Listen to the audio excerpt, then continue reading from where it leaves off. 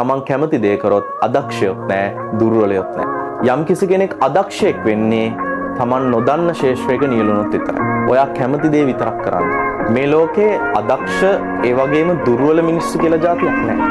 යම් කිසි පුද්ගලයෙක් දුර්වල වෙන්නේ එයා කරන කාර්ය උනන්දුවෙන් උත්සාහයෙන් කරන්නේ නැත්නම් විතරයි.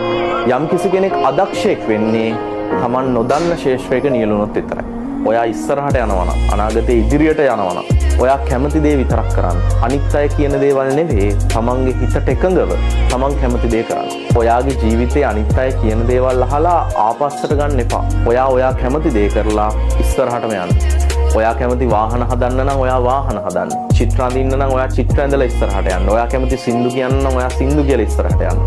තමන් කැමති දේ කරොත් අදක්ෂයොත් නැහැ, දුර්වලයොත් නැහැ. ඒක උනන්දුවෙන් කරන්න. ඒක තමයි දියුණුවේ රහස.